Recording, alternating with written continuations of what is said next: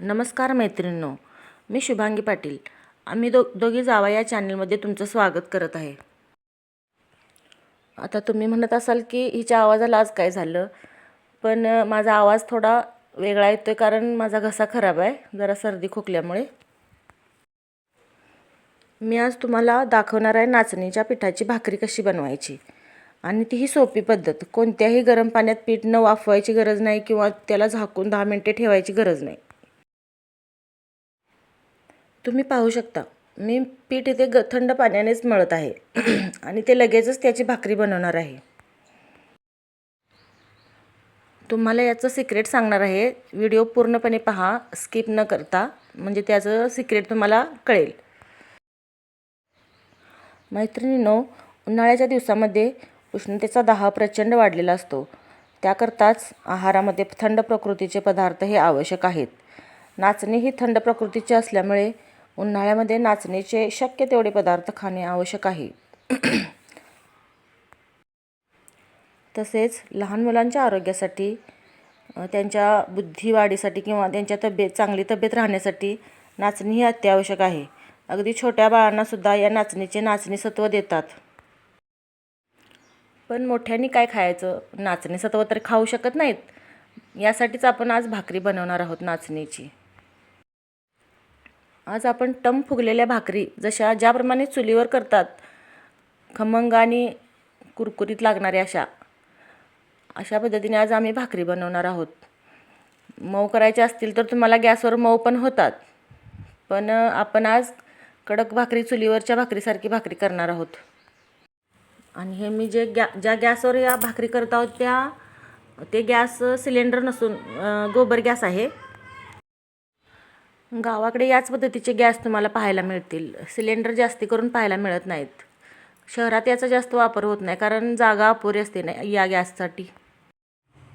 ह्या गॅसला जागा भरपूर लागते, त्यामुळं शहरात बनवू शकत नाहीत लोक. खेडेगावात जागा जास्त असल्यामुळे या पद्धतीचे गॅस म्हणजे म्हैसी वगैरे यांचे गोबर वापरून हे गॅस तयार होतं.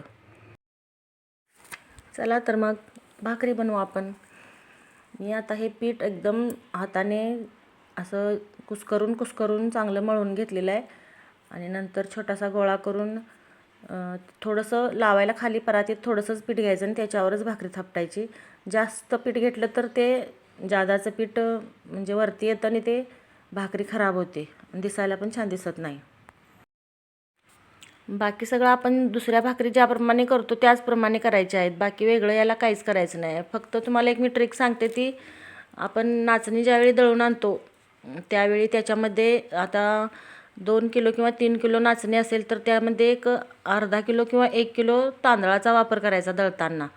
त्यामुळे भाकरीला, त्या नाचणीच्या पिठाला एक जीव म्हणजे असं चिकटपणा येतो आणि त्याने भाकरी आपली नॉर्मल येते. त्यासाठी आपल्याला पाण्यावरती वाफवायची गरज नाही किंवा त्याला वाफवून एक 10 मिनटं ठेवावं झाकण ठेवून, मग नंतर त्याच्या भाकरी कराव्या असं काही नाही. असं करता येत नाही त्यानं, म्हणजे असं करायची काही गरज नाही.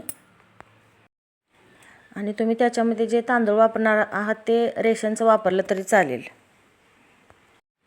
त्याच्यासाठी वेगळा असा तांदूळ आणायची काही गरज नाही, किंवा असा चांगल्यातलाच तांदूळ बारीक पाहिजे किंवा असाच पाहिजे तसाच पाहिजे असे काय नाही, म्हणजे रेशनचा वापरला तरी चालेल. मी इकडे भाकरी बनवत आहे आणि घरातली आमच्या मंडळी जेवायला बसायला आहेत, त्यामुळे माझ्या भाकरी काय साठत नाही आहेत. आमच्या घरात आम्ही 9 व्यक्ती आहे आणि आता सकाळचे 10 वाजले आहेत. एक जण आपापल्या कामानिमित्त बाहेर जाण्यासाठी जेवायला आले आहेत आता. आणि मला आता 9 ते 10 भाकरी करायच्या आहेत, पण बुट्टीत भाकरी काय जास्त साठत नाहीत. चला मग पूर्ण भाकरी झाल्यानंतर भेटू.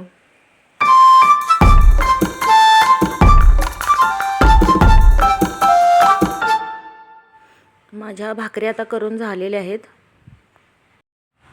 मैत्रिणींनो, मी 10 भाकरी बनवलेल्या आहेत अगदी सोप्या पद्धतीने.